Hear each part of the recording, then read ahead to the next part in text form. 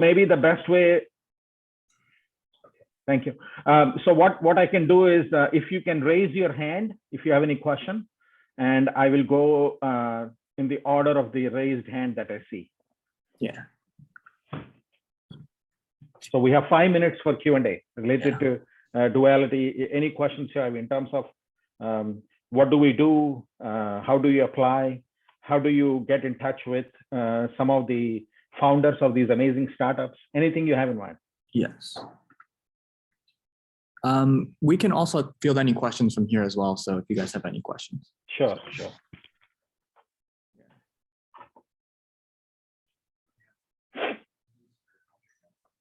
So we have a question about what opportunities look like for undergrads. Can you kind of detail that us for us, Chuck? Yes. As undergrads, you will have opportunities to, perhaps explore opportunities with our startups. All of our startups are always looking for some great talent. A good way would be to ping our startups. You can certainly get in touch with us at Duality, and we will connect you with the startups to further explore how you may be working with the startups.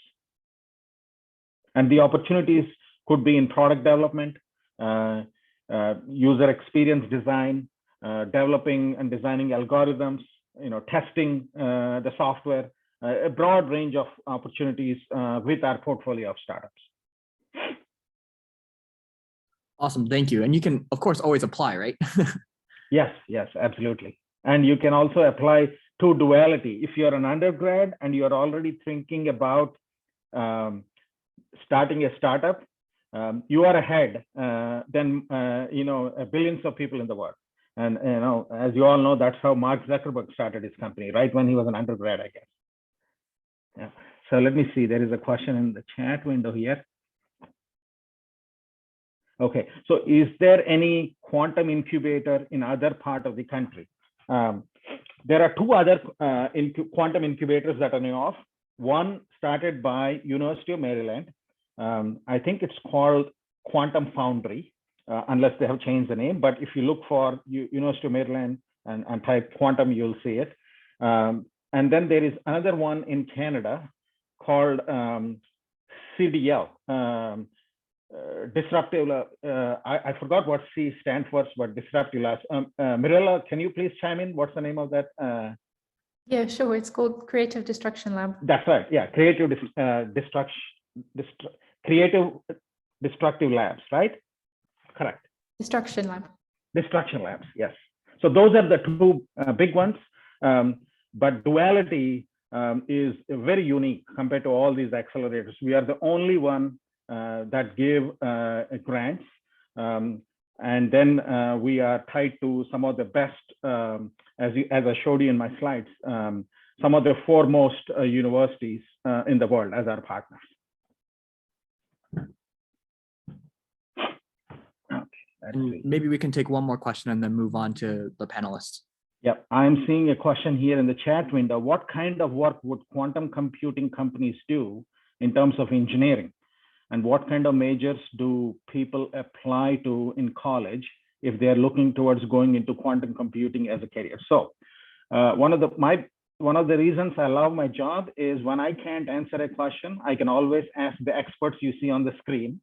So what I would ask, we will have many opportunities along these lines, but let me ask you, maybe I will ask Michael Flatte to take that question.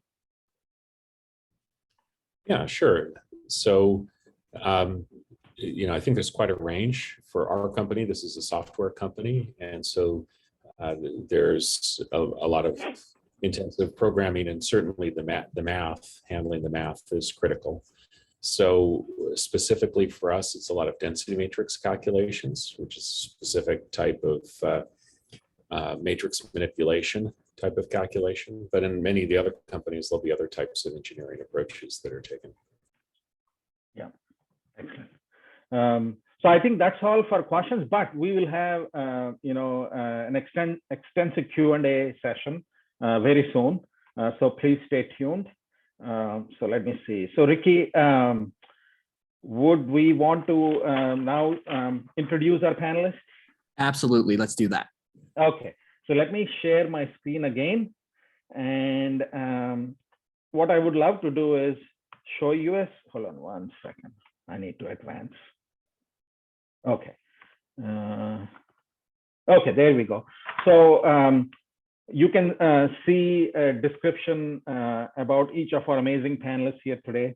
But Carol, if you can please chime in and add any additional color so that our audience can understand a little bit more about your background. Absolutely. So I am Dr. Carol Scarlett. I have a doctorate in experimental nuclear and particle physics. And I got my doctoral degree at University of Michigan and spent a couple of years actually working in Germany. That's also on the slide. I had been working in the area of experimental particle physics. And I think someone asked the question about what kind of careers and what kind of majors can you have? Well, I'll speak as someone who does hardware work. Having a background, my undergrad degree is in electrical engineering, having a background in engineering and then going into experimental particle physics, I learned a whole lot about creating detectors.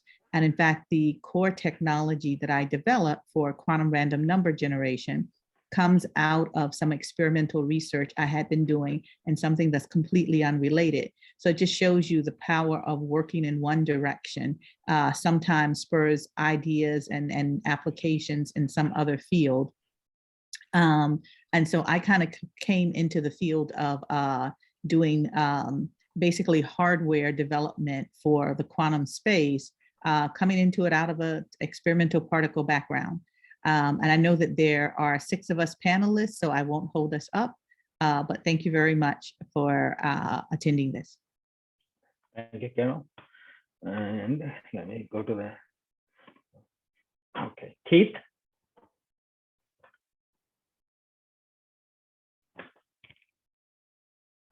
Keith, can you hear me?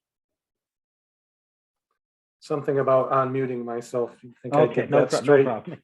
Yeah, thank you.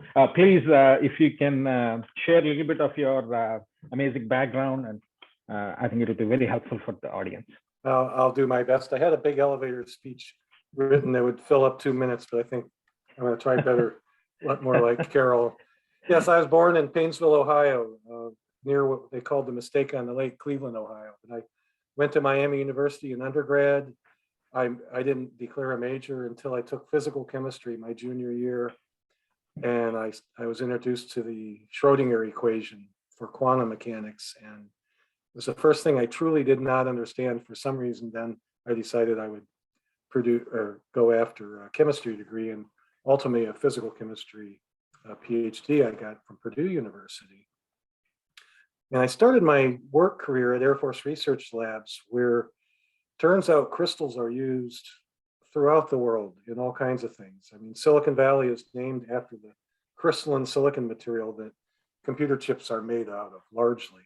But in recent decades, we found that silicon can't do everything. And we got red laser pointers made out of gallium arsenide that enabled cell phones to go from big bricks to shrink way down, helps the military do advanced radar kind of sensing. And I've been in advanced crystals and crystal growth my whole career. And in recent years, I'm a senior guy, and I kind of wanted to work on the ultimate semiconductor, and that's diamond. It has the best properties of any semiconductor material, at least theoretically. But as it turns out, the most exciting materials are often the most difficult to grow the crystals for. So it's a bit of a challenge, but we recently learned that diamond is a fantastic material for quantum sensors and other quantum applications. So I'm so happy to be part of Duality. And if you guys want to get into the quantum regime, I highly recommend you apply to Duality, because they help hold you by the hand and expose you to everything that you really need to build a small company. Thank you. Thank you, Keith. Pranav? Hey everyone, nice to meet you all. I'm Pranav Gokhale. I'm the co-founder and CEO of SuperTech, which is a spin-out of UChicago research that I did with my former PhD advisor, Professor Fred Chung. We actually now have 7 full-time employees. And what we do is we develop software that aims to bridge the gap from applications to quantum hardware. And in particular, we have this view that quantum software should be extremely aware of the underlying hardware, as well as the overlying application that we want to run on the hardware. And that mission was really the focus of my PhD research at UChicago. Prior to that, I did my bachelor's in physics and computer science at Princeton. And yeah, the company is based out of the Duality office space in the Chicago Quantum Exchange in Hyde Park. Have had really good things to say about the office space and also the Duality program more broadly. So feel free to message me at any point if you have questions. We're certainly hiring both full-time and intern positions as well. And my fun fact is that, as it says at the bottom here, I studied pizza making in Naples, Italy for a week with a very talented pizza chef. So I have a slight bit of life beyond quantum computing, but not very much, to be honest. Thank you, Pranav. Okay, let's see. Kanav? First of all, thank you so much for hosting us at Stanford. It's a beautiful campus. My first time visiting here. Thank you so much. My name is Kanav Setia. I'm a co-founder and CEO of Cuberate. I did my bachelor's in India at this institute called Indian Institute of Space Science and Technology. And I did it in aerospace engineering, after which I switched to semiconductor industry, worked for 4 years in a fabrication facility, came to Dartmouth as an experimental physicist, then switched to theory and did quantum algorithms for quantum chemistry. That's where the idea for Cuberate sort of materialized. During my PhD, a lot of new software development kits were coming out. And that's where I realized a need for a central one-stop platform where you can come and access all the different software development kits available along with the hardware. And that's what we provide today. Yeah, that's pretty much it. Thank you, Kanav. Michael? Sure. So I'm Michael Flatte, Chief Scientist and Founder of Quantcad LLC. I'm also a theoretical physicist with the University Research Group. And during this research, we developed many tools that were useful to a variety of individuals out in the community, but for purposes that were different from academic purposes. So the goals of a company are definitely quite different from those of a university research group. And these entities had interest in licensing these tools, and that led to founding Quantcad. So Quantcad is a quantum software company that is enabling the growth of quantum technology through the creation and distribution of noise solutions in a fair and equitable manner. So our goal is information, not noise. You know, and we're constantly struggling with the consequences of noise. When was the last time you were on a Zoom call where without at least one member freezing or without losing the connection? It's a consistent struggle. And when you work with quantum devices, you have to deal with the fragility of quantum coherence and entanglement, and the sensitivity to noise is even more severe. So for quantum sensors, noise produces unusable sensor readings. For quantum repeaters, it leads to a loss of entanglement. And for quantum computers, it limits the depth of a quantum algorithm that can be run. So our effort is to provide tools to help people deal with noise. It allows devices to operate at higher temperature, reducing costs and simplifying technology.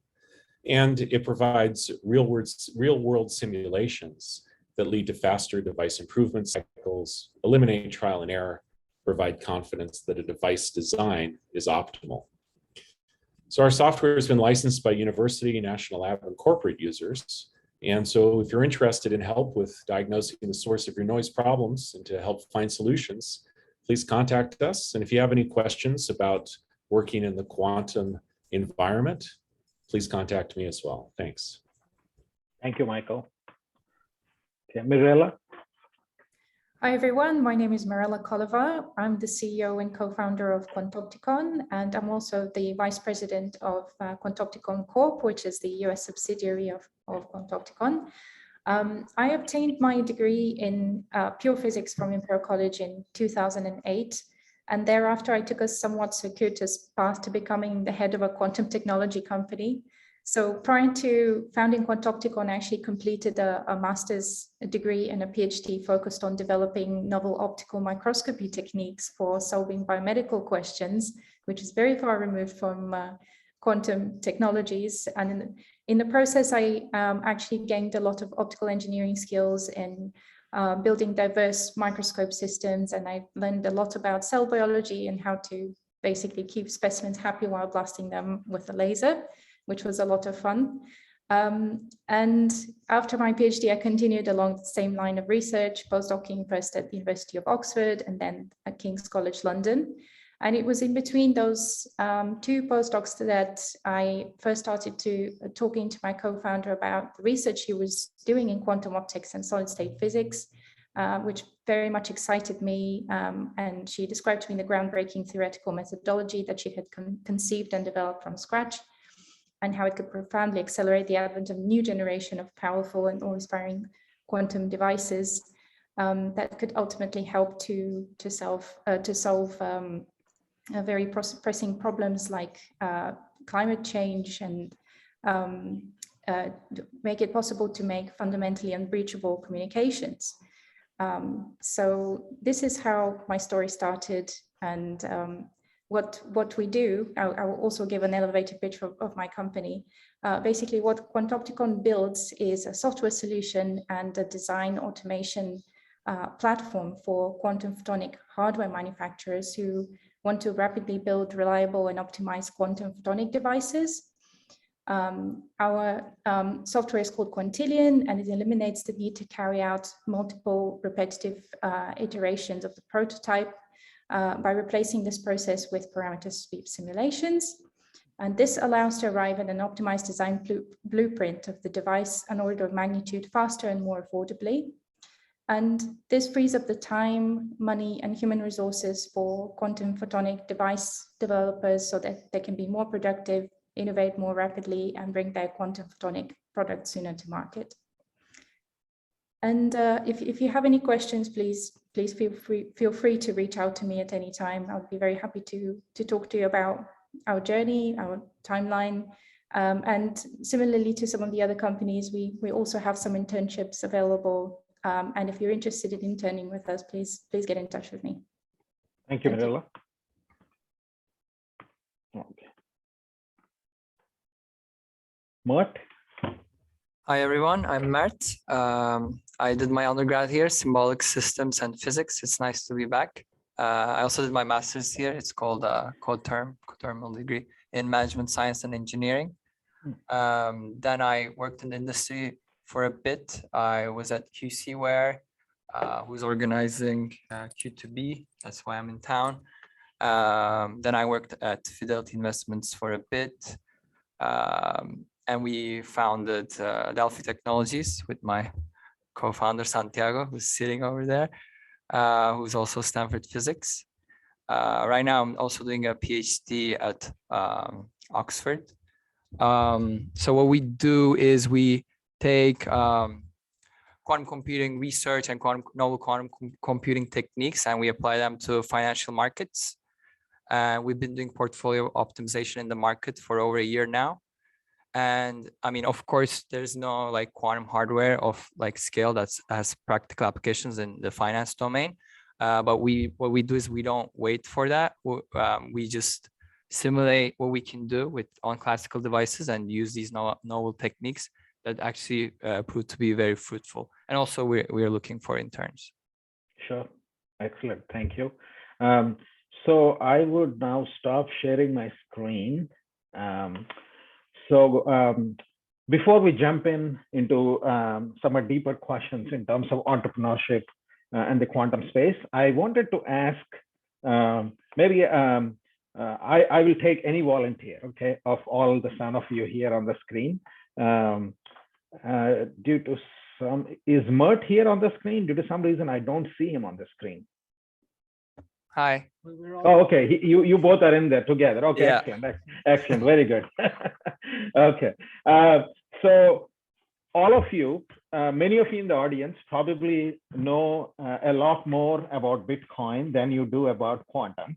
And if you are a Bitcoin enthusiast, there is a paper written by Satoshi Nakamoto, a seminal paper, 9-page long, and it gives you all the details you want to know about Bitcoin. So my question to our panelists, I will take, whoever wants to go first, please jump in. Is there a paper equivalent to Satoshi Nakamoto's Bitcoin paper in the quantum space. Pranav? I can. Yeah, go ahead, Pranav. Sorry, go ahead.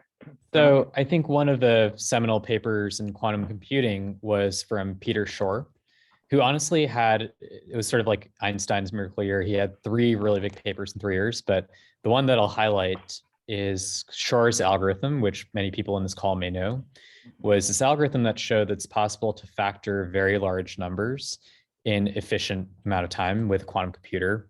And it's thought to be very hard to do that, exponentially hard to do that with a classical computer. And the reason I think that is a big watershed moment, was a watershed moment for quantum computing is A, it showed that quantum computers can do useful things, or depending on how you define useful. And B, it created a sense of urgency in research funding and the government actually looking into it. A lot of funding that comes into quantum spectrum today is ultimately from defense, and that's why. Cool. Any other suggestions, Carol?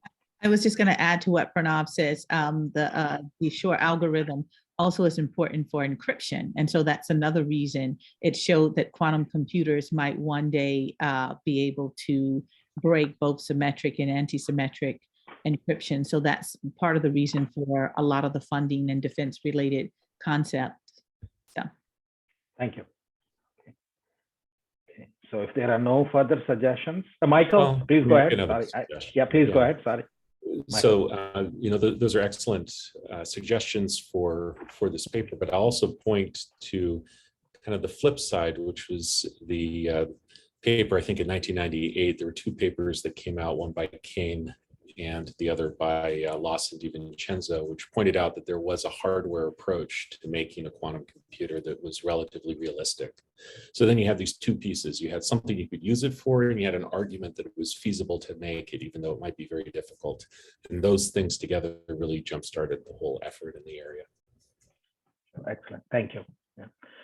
So I will now take one question from the audience, specifically to Mart. And the question is, what benefits does quantum computing bring to investment? Do you see large improvement to the return of investment? So again, like right now, there's no hardware of scale that has practical financial benefits.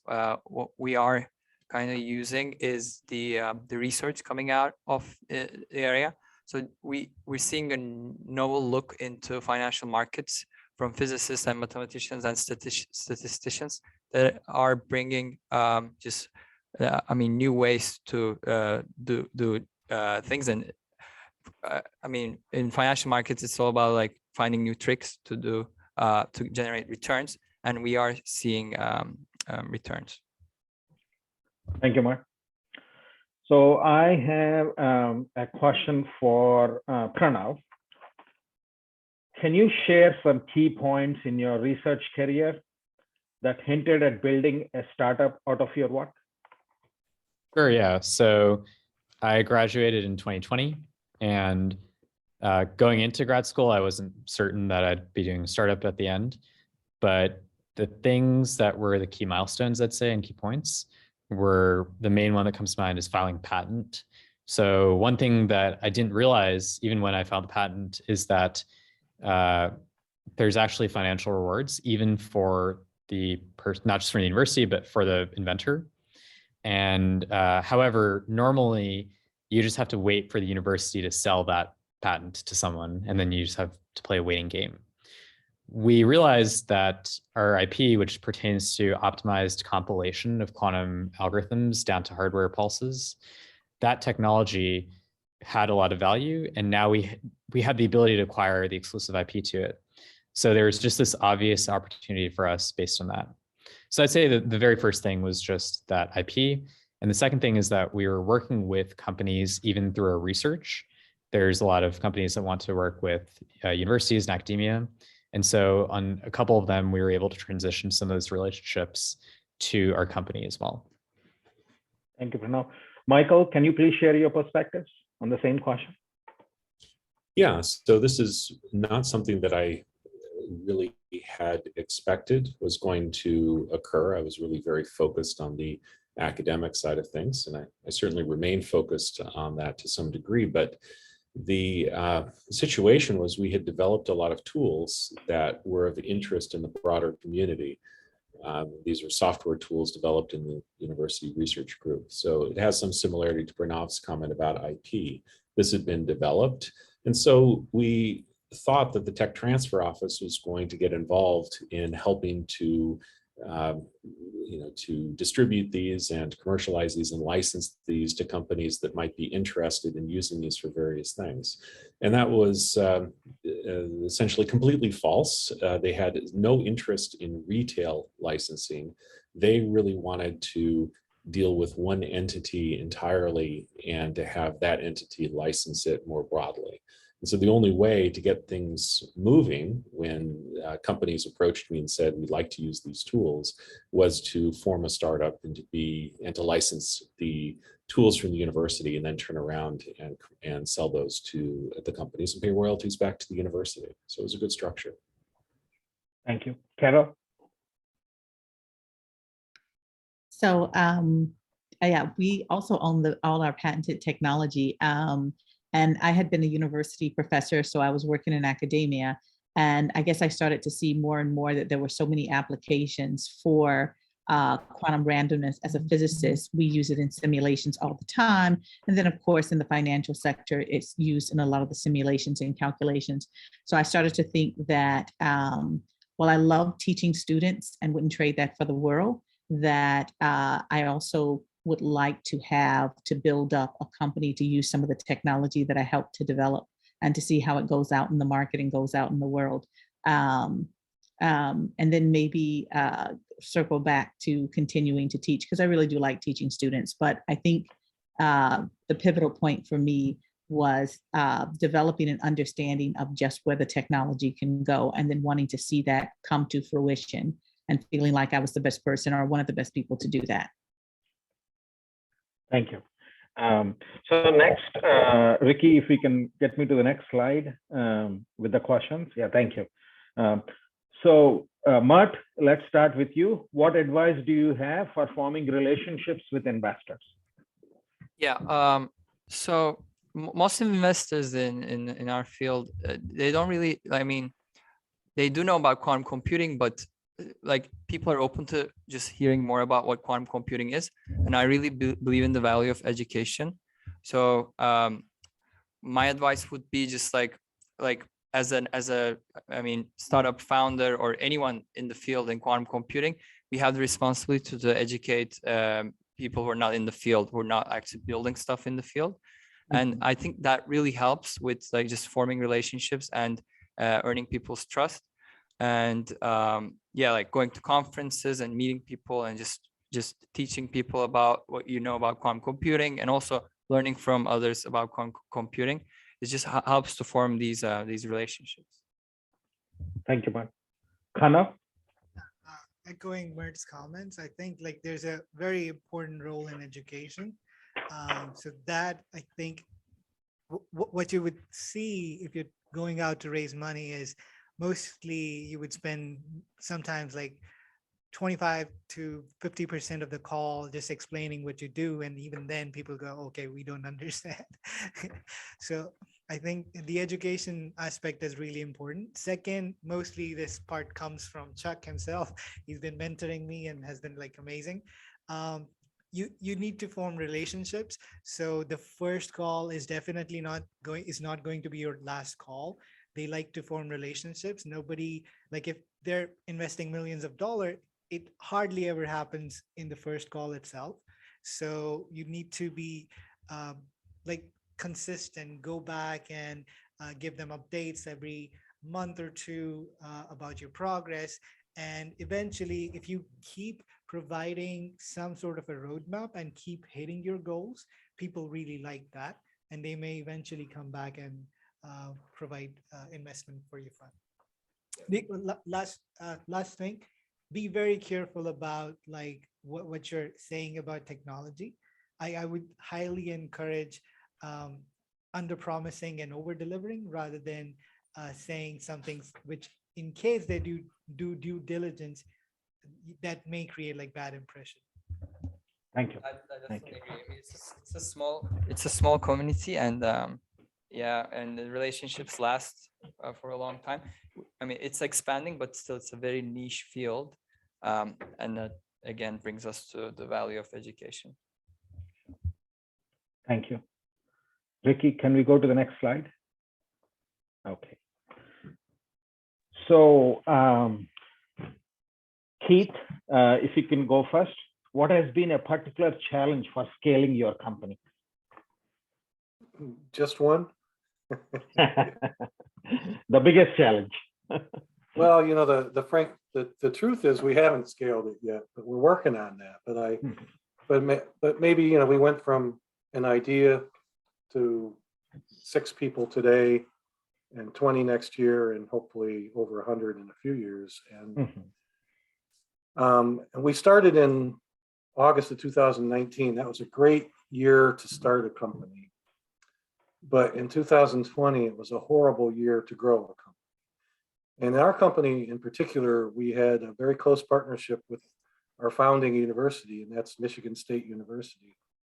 And we did really well, winning a lot of federal research contracts in advanced diamond materials and devices. But when COVID hit, I mean, MSU just shut down completely for a while. And then when they'd come back up, the protocol in the laboratory was changed. Our ability to access their state-of-the-art diamond crystal growth and fabrication technology was hugely inhibited. So we didn't do as well in 2020 as we'd have liked. But 2021's been a little kinder to us. And then today we're kind of getting control of our own destiny, building a pilot line in an incubator center. And we're all triply vaccinated, and things are going really, really well now. But yeah, 2020 was a big challenge scaling wise. Thank you, Keith. I particularly appreciate your comment where you said we are working to scale. We are not yet there. All startups first have to unscale before they scale, which is you make one customer successful, then your second one, you get those reference stories, and then you get to the next 5. So that's the game. You have to unscale and then scale, you know, after that. Kanav, your perspectives, please. Yeah, sure. So the way I see it, there's like aspect of business scaling. There's another aspect of technology scaling. So from the technology side, what's been really fascinating for me is if you're like a bunch of software engineers, you're getting like building stuff. And then how do you even know what you're going to need to scale up, right? Like what tools you choose. Sometimes you pick certain tools and then you realize, and then you, let's say, hire someone, and then you realize, oh, that was a bad move to use that technology to scale. And then, so that's something that I like to think about, which still not have like settled on the path. And I'm sure it will be evolving. This is where the startup culture comes in. Everybody's like doing something for everything before you like hire someone dedicated to technology you're going to use to scale up. But the bottom line, we're still figuring out. On the business side, again, we're figuring out, because another thing that's really challenging is how do you scale up in a market which is completely new? Because there are not any set strategies that you can use from previous players. You can go, oh, I just need to do this. And so in this completely new market, which is just developing, and you're actually part of developing the market, you have to come up with your own techniques and focus on certain things. You focus on sometimes users. So again, we're still figuring out, but few things that we've been focusing on is getting undergraduates involved, partnering up with various quantum computing associations, partnering up with various professors, and then building some sort of like our recognition among these communities before we go and talk to the corporate world, because then we will have some basically karma, if you will. Yeah. So Kanav, can you hold for one more second? I just wanted to follow up with you. I see in their audience, we have folks all the way from high school students to experts in the industry.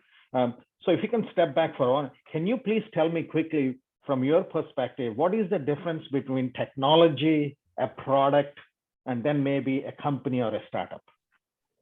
Oh, that's a great question. Technology is something that enables your product. It's not something that people can use in their daily lives, like off the shelf. It's something that enables a use case. Yeah. Or it enables you to build something that would have utility in someone's life. And if a product is that something that provides value to people's lives or something that they do. A startup is something that makes money off of that product. Yeah. Excellent. That's a great way to the right sequence and the great way to explain that. Thank you very much. So Mart, if you can please address the question on the screen here. Yeah, so I have actually two answers to this. One is more general and one is more specific to Delphi.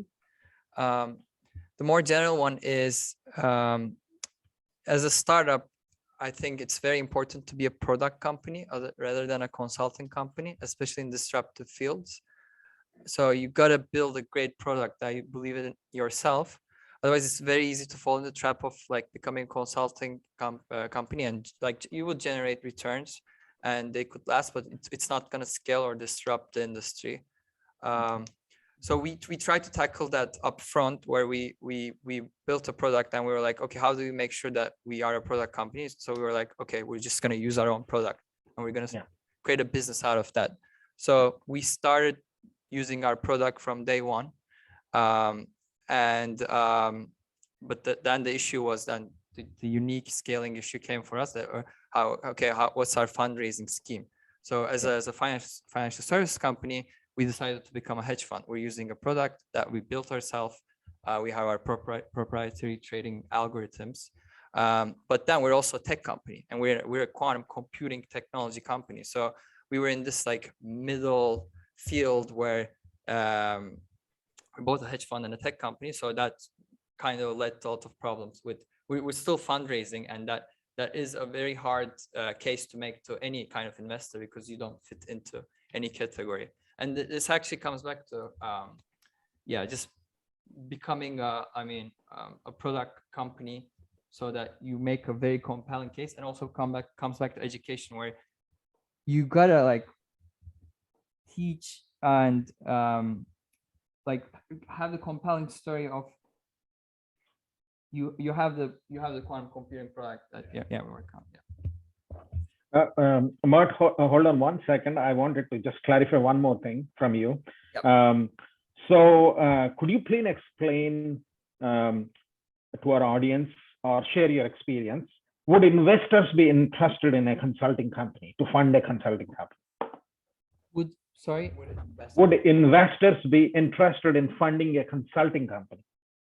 Yeah, some investors would. It's just in terms of scaling and being disruptive, though, I think product companies are better in terms of exponential scaling and creating. And then how do you differentiate between what you call a consulting company and a product company? What would be the primary difference? A product would exist on its own. It would be its unique entity. It would maybe require some maintenance. Whereas a consulting company requires the human capital and human knowledge behind it. Okay.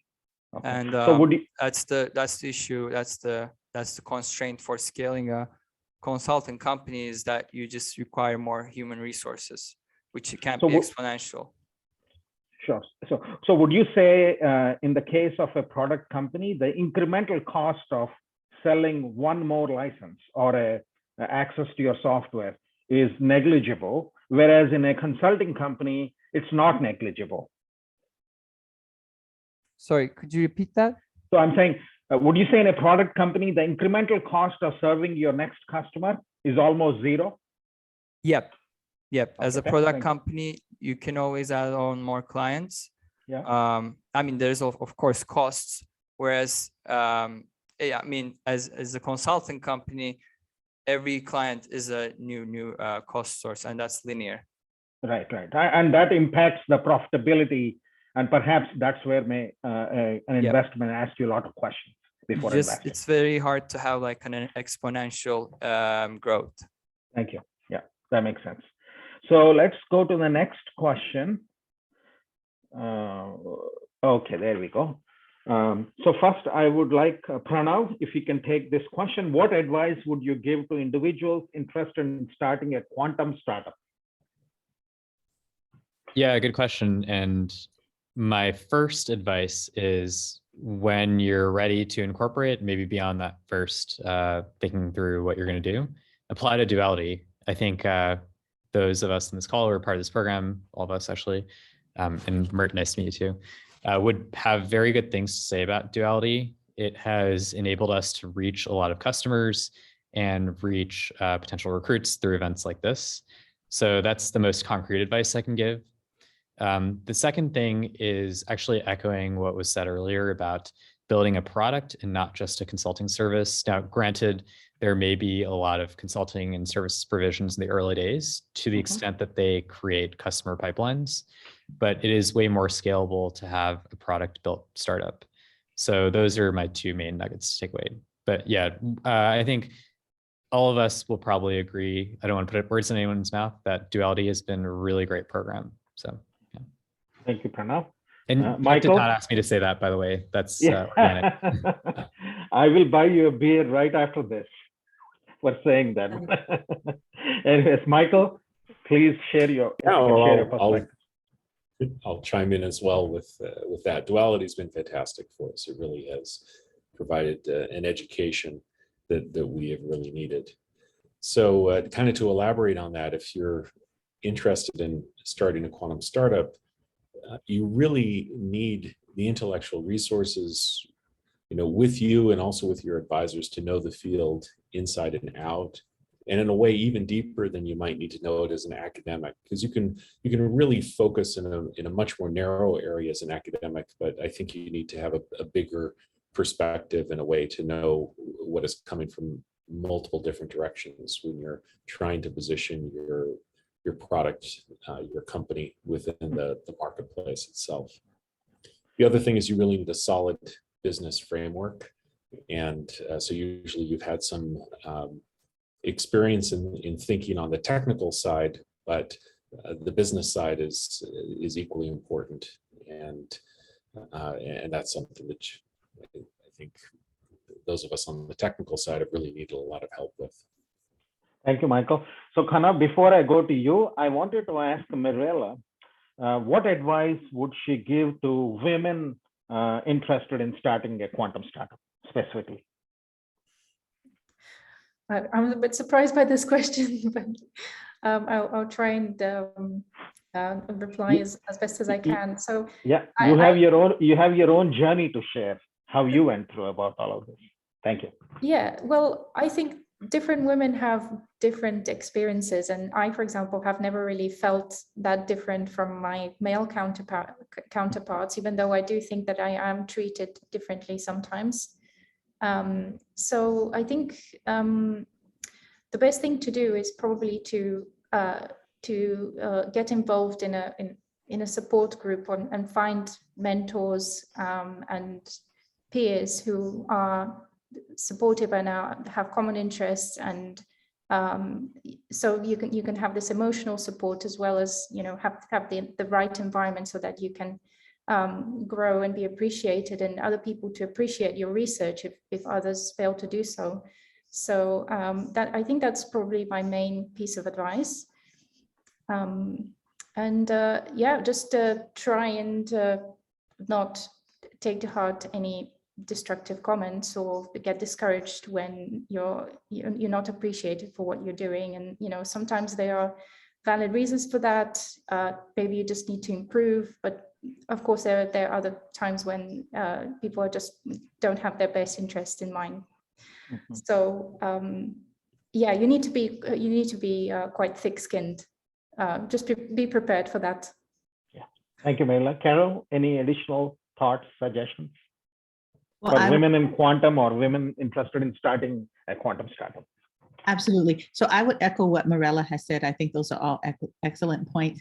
And I would encourage anyone who's thinking about a startup and who's a woman or a minority to think about making sure you socialize very well. Because as Marella pointed out, you want to find good mentors. And there may be a cross section of people that won't have your best interest at heart. But the more you socialize, the more you'll be able to hone in on the ones that do, because there will be people who see the value in what you're doing. And so you want to find those people. And that old adage that sometimes you have to kiss a lot of frogs to find a prince. Well, sometimes you have to socialize a lot in order to find, a good cross section of supportive people. And so I think that's important for anyone actually who's considering a startup. I am in 2 startups. I'm also in Chain Reactions Innovation and Duality.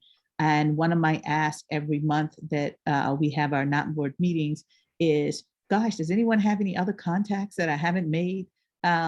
Look around, find support, find contacts. Thank you. Kanav, you have any perspectives? Yeah, I mean, I think 2 main things when you're just starting out are product. So definitely think deeply about that. And then 25% of that, of your entire time should, I think, go towards whether people would pay for this. Right? That's really important, because ultimately that's going to make or break your company. In quantum, it's going to be a very difficult question because it's still up and coming. You don't have a lot of value to provide. So yeah, that's one thing I would highly recommend before you start, whether people would pay for it. Absolutely. Yeah. So let's go to the next question, Ricky, if you can. Okay. So this is a great question, simple, but again, I'm sure all of you are thinking about this. So let's start with Mirella. What keeps you up at night? Interesting question, apart from, political events, etc. So I think as a startup lead of a startup, I would say without a doubt is obtaining funding to support the development of our product and generally avoid running out of runway, actually. So up until now, we have relied on grants and awards, but these don't come our way often enough or in large enough check sizes so that we can hire the team that we need in order to progress. And that's why we're turning to raising private capital. And if you try to do that, when you're a former academic like me, you have to transform the way that you're thinking about and talking about your company completely so that investors are able to understand you. And you have to learn to speak their language, view your company through their lens, and present a story that describes your business in a way that is both financially exciting and minimizes any risks of failure. And being able to craft such a story takes a lot of time and effort. So this is something that keeps me up at night. Sure. In sales, there is an acronym called ABC, always be closing. And I think for startups, it's ABR, always be raising. So, so Keith, what keeps you up at night? Oh my God, ABR, I'm so glad you told me that. I resemble that remark. I echo what Marella said, that, I have my own term. It's beelining for bankruptcy. So, you get going, you get a group of people and you're all excited about the future. And then you spend the money trying to pursue the upside. But the whole time you're doing that, you're beelining for bankruptcy and you're going to crash and burn. And that refers to the runway. That's how long before you crash and burn that Marilla meant on the runway thing. But with the hope that you will raise money in time to head to where you really want to go in your next chapter. So yeah, I lose plenty of sleep over that.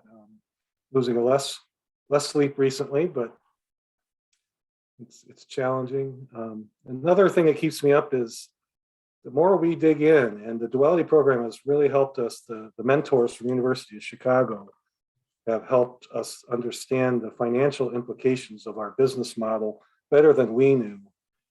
And it's looking so darn attractive that we can't be the only ones that are figuring this out. So we're super paranoid about competitors coming in our direction.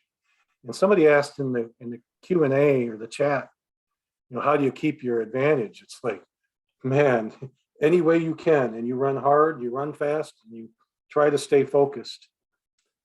And then the other thing I worry about, and I hate to quote Donald Rumsfeld, I think many in the audience are probably too young to know who that is, but he talked about the known knowns and the known unknowns and all that, but I worry about the unknown unknowns.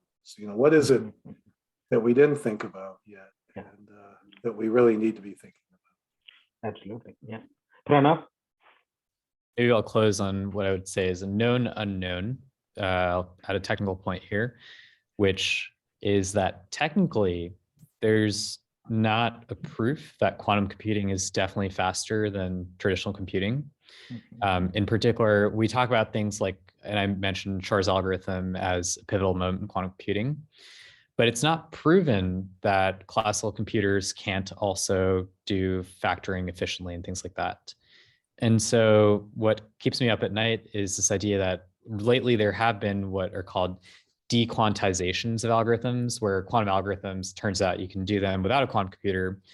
I think it would be very, very surprising if that was done to Shor's algorithm or to some other bedrock algorithms of quantum computing, like simulating molecular systems. It would be a very different world we'd live in if, in fact, if it was possible to do that without a quantum computer. But it is something that keeps me up at night. I mean, imagine that all of a sudden quantum computing is just obsolete because it turns out that your laptop can do it anyways. Have to be a pretty crazy algorithm discovered to do that, but it's technically not impossible. Thank you, Pranav. So let's go to the next question. Okay, so timing is crucial for startups. Can you elaborate on moments where you felt your company was too early or too late? In some other ways, sometimes investors ask a variation of this, why now, right? So Carol, if you can share your perspectives on this. So actually, this is a really excellent question. And I will say that I did grapple with this quite a bit because right now the biggest application for quantum random number generation happens to be encryption. It is also one of the markets that's most saturated with really big companies, Intel, RSA, SanDisk, you name it, really multi-billion-dollar companies. And even now for quantum random number generations, there are a few startups that are coming out and that are, really going at it very competitively. So on the one hand, with so much technology for encryption, it almost begs the question, well, do you need quantum to do encryption? I know the mention of Shor's algorithm, and I mentioned earlier that there is this prospect on the horizon that pretty soon the sort of standard way of doing symmetric and even asymmetric encryption, could, with the rise of quantum computers, that could be an end to that era. But sometimes I do wonder and have had investors ask, but when is that time coming? Is that something that's far enough down the road that you'll run up against people who say, I'll wait to invest in that area? And in fact, Pranav and myself were just on a panel where we were discussing that with people in finance. So it's a tough question to answer. I've heard the expression, the heretic in the church is where you want to be. You want to be that person who's on the edge, who sort of can see what's coming next, because that's where the most growth is. So if you could back up in time and you could be looking into developing the Facebook, you see that people like to share their experience, and that you see the rise of sharing technology on the through the internet, and you marry the two. So you recognize this. The same thing is true for all of these startups, is that all of us, whether we're doing hardware or software, we want to be on that cutting edge where we see coming down the road, even if there's not today a $1 billion need for what we're doing, but we can see the progress of things and say, well, you know what? That may not be today, but that $1 billion need is coming very fast. Thank you. Mirella? Yeah, so certainly there were points when I considered whether our startup was too early, coming up too early, or was getting too late for us to even enter the market. And really back in 2014, when we first seriously thought about actually starting up a business, almost nobody had heard of the word quantum, and there were virtually zero quantum photonic companies out there that we could serve with our software. So it was definitely too early then. Nowadays, things are a bit different, and the scene has exploded with quantum companies. I think our situation is a bit special because I don't think that in this industry you should be worried about being too late if you're a software company, as long as you have a competitive edge above the rest. The bigger problem is being too early, I think, when you wouldn't have enough customers out there. Mart? So we also had discussions about timing, and so that's how we decided not to be dependent on quantum hardware. We're very optimistic on quantum hardware. We deeply believe that we're going to see some practical applications very soon, but it's like the pessimistic look, and this might come from clients or investors, that the hardware benefits might not come for years in the financial domain. That's when we decided to be able to simulate these quantum techniques on classical devices and just be quantum ready. That's the term we coined for allowing to change very few things in our infrastructure and be able to run on quantum hardware. And we kind of slowly incorporate quantum hardware with hybrid techniques into our existing IP. Mm-hmm. Thank you. So if we can go to the next question. Keith, if you can take this first, what are some manufacturing considerations you have had to make for quantum quantum hardware? Yeah, that one threw me for a loop, Chuck, but I was getting ready to respond. So I think by quantum hardware here, as it relates to us, the question is, what is it that our company is doing that's influenced by the world's quantum hardware situation and path ahead? And several of the companies that I'm with here today are involved with developing software that will leverage the hardware or not. And we, as I mentioned, are making diamond materials that could become part of the hardware in the future. And there's certainly an increasing number of startups that see it that way. And so it's really exciting for us. But our approach has been, and we're lucky that diamond is useful for a lot more than quantum applications. So we're super excited about them and came to Duality, applied to Duality. We're lucky to be accepted for that reason. And I know that Chuck and Preeti and others here, they knew that maybe diamond was going to be more needed for the hardware than I did. And that's a fact. I've learned a ton since I've been here. So we knew that it was there. We didn't understand the magnitude and the time frame for it to grow in importance. And we're more and more excited every day about what we learned. But at the same time, we've got huge built-in risk reduction strategy because we can chase 3 other significant market segments that need diamond as well. Thank you. Carol? So my company, when we came out, beachhead market was high performance computers. So we were looking at building a larger scale device because of course you don't need to be on a chip scale. More recently though, our manufacturing considerations have more revolved around miniaturizing our device so that we'd be able to apply it to the Internet of Things and not be limited to just HPCs. And this has sort of always been my ideal, is that we would start in a niche market where we could get some revenues, generate some income, build a brand, and then go into the sort of Internet of Things market where you have the bigger players, for example. And so I will say that the manufacturing considerations for us have shifted from, well, how do we make sure that we can do good Q&A on our large scale device and make sure everything is ready to go into an HPC, to how do we miniaturize this And then do we want to go with integrated photonics, or do we want to go with wafer chips? And so those are things, and from a manufacturing point of view, that we're still in the process of vetting and figuring out. Thank you. Thank you. So I would now like to switch to taking a couple of questions.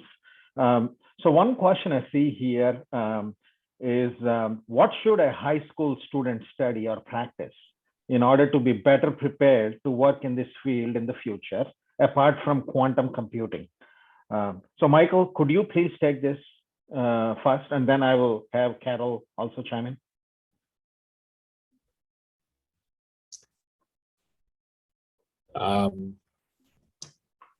Sure. So you're asking me here about software, the aspects of software. I mean, in general, if you're in high school, what should you study so that you could enter? Yes. Yeah, I mean, so in the future, if you're interested in the quantum space, what do you do now? I mean, seems like a very motivated high school student, and we don't want to lose him to anything other than quantum. So it all depends on your answer now. Thank you. Well, you know, you can't go wrong by taking as much math as you can, and you know, physics, which is kind of the intersection between math and the real world, is another key area. That's really where quantum comes into play, because it's the peculiarity of how the natural world behaves as represented in bizarre math. So that's the playground that's really going to help. Yeah. Carol? I would definitely say, if you're in high school, the gateway courses to becoming a STEM major in college usually are things like calculus, trigonometry. Those are the gateway math courses. You can get away with postponing taking a physics course, or maybe even taking a chemistry course, until you get into an undergraduate program. But if you have a solid foundation in mathematics, you're going to find this just significantly easier to branch out into any field. And if you have a solid foundation in mathematics, it's going to be a lot easier to pick up an article and read about some of the algorithms and sort of have a deeper understanding. So if I were, I have a high school student, and I tell him, you know, make sure you're good at math. So make sure you're taking that calculus and that algebra, and you're getting all prepped up for majoring in STEM. So in order to maybe give some additional tips to enthusiasts, whether it's high school or in college, I would like to quickly ask each of you if you have a recommendation or on a book or a podcast that you have read and you like or you listen to. So maybe Kanav, I'll start with you. Do you have anything that you would like to share, a book or a podcast? Yeah, I would highly recommend Scott Aronson's Democritus. That's a really good one. I really enjoyed reading that. And then, yeah, that's, and Preskill's paper, John Preskill's paper about NISC from 2018. And then I think he recently came out with another one. So both those papers are very good reads. He takes you from where the field is going and what sort of things you may be able to do in the near term. So, yeah. Okay. Mart, you have anything to add? Yeah, I would go with the Quantum Dilemma by Andrew Whittaker. It has everything in it. It's my favorite book: philosophy, physics, history. Yeah, it's like the debate Team Einstein versus Team Bohr on like what quantum mechanics means, and it ends with like quantum information theory and quantum computing. That's actually how I got interested in quantum computing. And I have to add something to what Carol said. I would say don't postpone physics. Physics is great. Mathematics is it's very important, and it is a tool set that allows you to interact with the world. Some people say it's the truth, the only truth, but physics is just like it gives you like an exponentially increasing curiosity. As you learn more physics, just want to learn more and more and more. And the mathematics just follow, because like mathematics is just the language of physics, and you just keep on learning more math and as you learn more physics. So it just follows in my head. And that was the book. Okay, so I would have next maybe Mirella share any tips she has, but in the meantime, Kanav and Mart, if you can maybe do a quick Amazon search and post the link to those books or papers you suggested in the chat window, that would be fantastic. Mirella?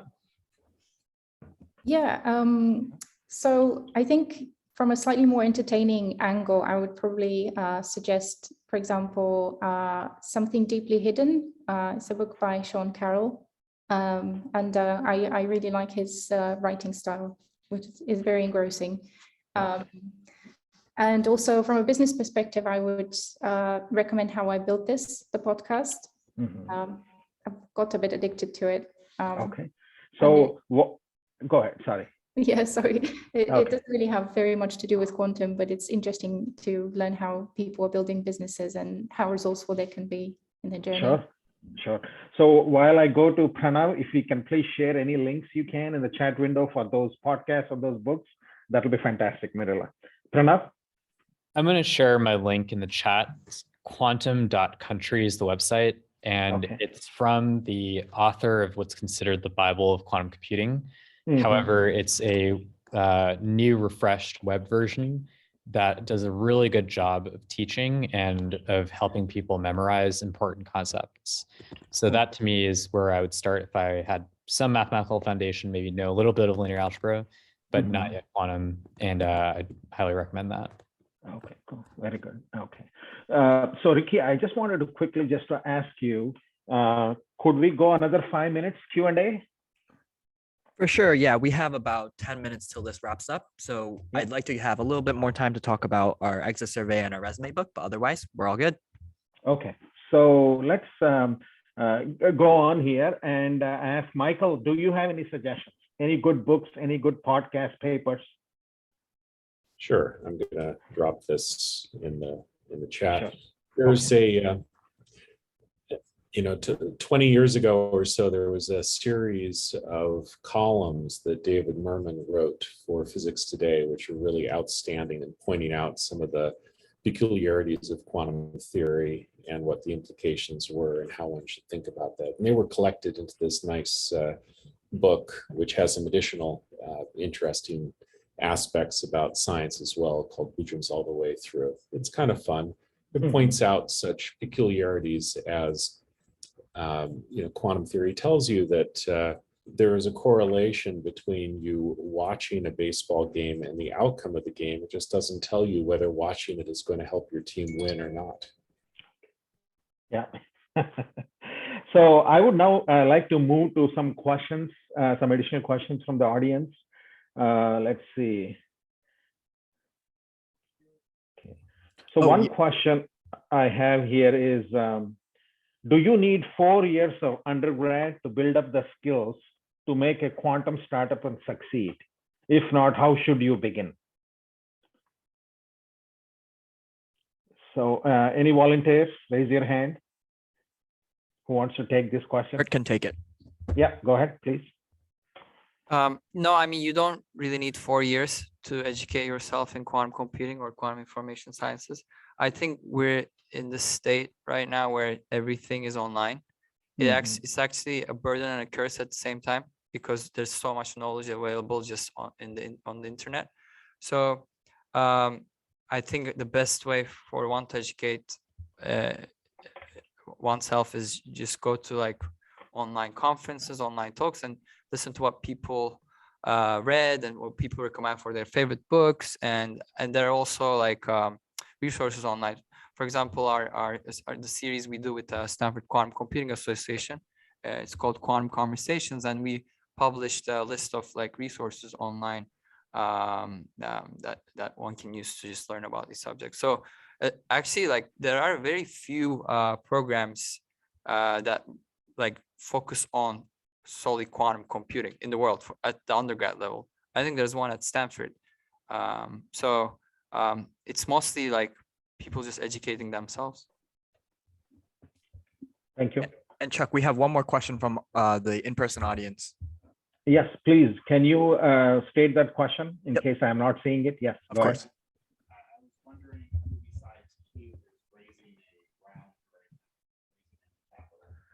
Interesting question. Who within our startup group is raising a round besides Keith? Chuck's comment, ABR. Always be raising. So. Always be raising. Always be raising. Okay, so maybe each of you, if you can quickly, very short, how much you are raising, and what type of raise. I think that'll be helpful. Kanav, can you take it? Yeah, first? sure. So we did a pre-seed round last year, around 590K as safe round. So we're looking to raise our seed round for $2 to $4 million. Okay. Mart? Yeah, we're raising for 10% of the company at the $1 million valuation, but we have a 1 to 10 ticket rule where every dollar you put into the company to buy shares, you got to put $10 into the fund. So we're raising for the LP that's going to manage the hedge fund, but we also need some starting capital for the hedge fund. Carol? We haven't started our seed round raise yet, but we are planning a seed round raise for approximately $1 million. Sounds good. Mirela? Yeah, so we are currently thinking about raising about £1 million, which is equivalent to $1.5 million. And it's going to be a seed round. Sounds good. Keith already, I think, mentioned, but Keith, if you can summarize one more time what you did.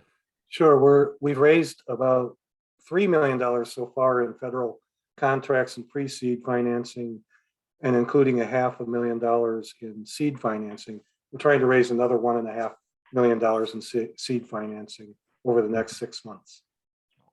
Pranav? We have a team of 7 right now. We're looking to grow it to a team of 20. And so we're raising $3 to $5 million right now, our seed round. Thank you. Michael? We're looking to raise 750K right now. Thank you. Ricky, any other questions? One more question, maybe from the audience? Yeah, we've got a ton of people here. I can take you, sir. Yeah. Yeah. So some of you are Yeah. but in general, is there when you look at the marketplace, is there a lot of demand or is there a supply issue in terms of talent, the type of talent that you need to build and scale? So is there a supply and demand issue, or is there a supply issue with providing the exact talent that's needed for creating a quantum startup? Is that your question? Yeah, we can. Yeah. Yeah, I think that's like a known issue that quantum just needs more people with the right skill sets. If you're connected, if you're in Duality, you would have access to various universities and many other places. So it will be a little bit easier. But otherwise, I think it's a known issue in the field that we just need more people with the right skill set. Sorry, my question is there those kinds of people out there today in the marketplace? The skill set is not. Yeah, the skill set is not. So the question was, are there people with the skill sets in the market today? And Kanav said that they aren't there right now. And we're definitely hoping that in the near future, we'll get a bunch of these people from these bright, young, talented minds from Berkeley and Stanford and whatnot, and other schools. So Ricky, depending on whether you want to take a few more questions or go to the other aspects. I have one more question. Is that okay, Chuck? Sure. Yeah, sure. Absolutely. Go ahead.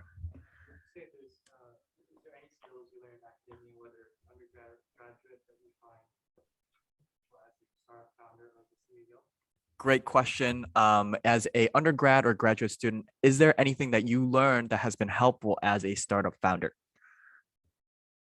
If anyone could take that, that would be great. Oh, Mart. Quantum mechanics. It just gives you. I mean, it gives you perspective. I'm not a quantum computing startups. Just as like I think everyone should learn a bit of quantum mechanics. I think it affects every field of life.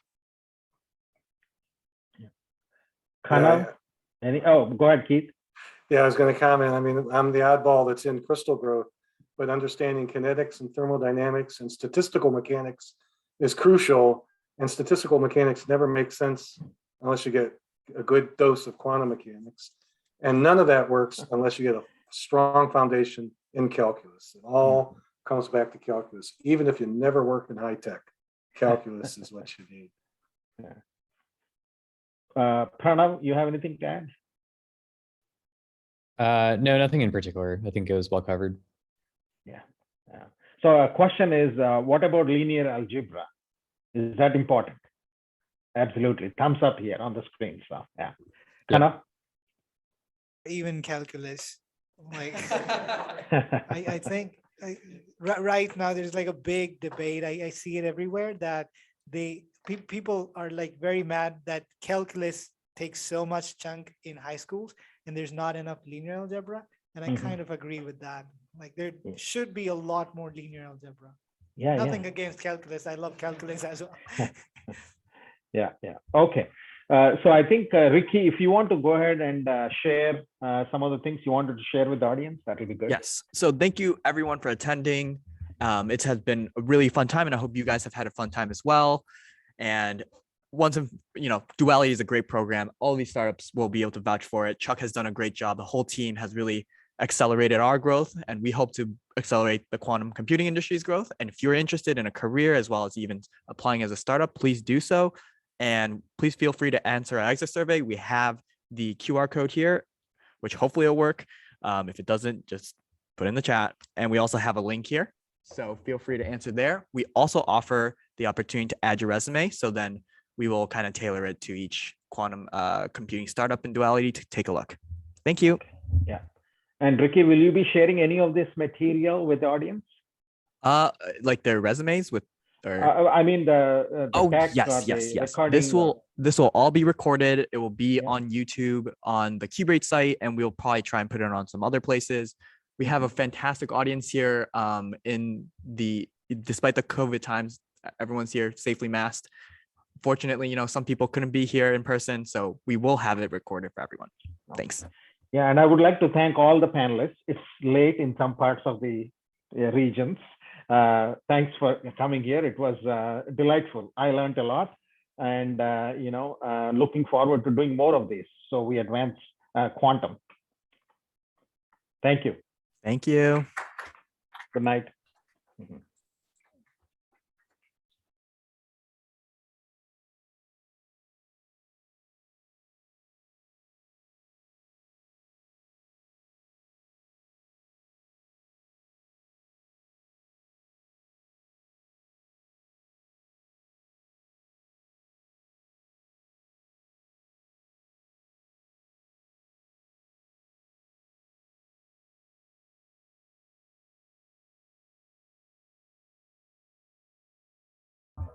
Woo! If anyone has any questions, I'll continue to take them. I think that.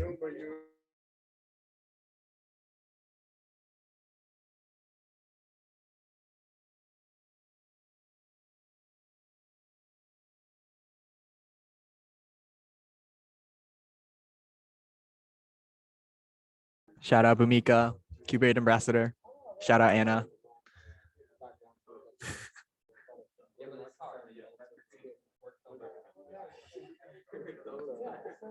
Thank you so much, everyone. That's 6:30. Have a nice night.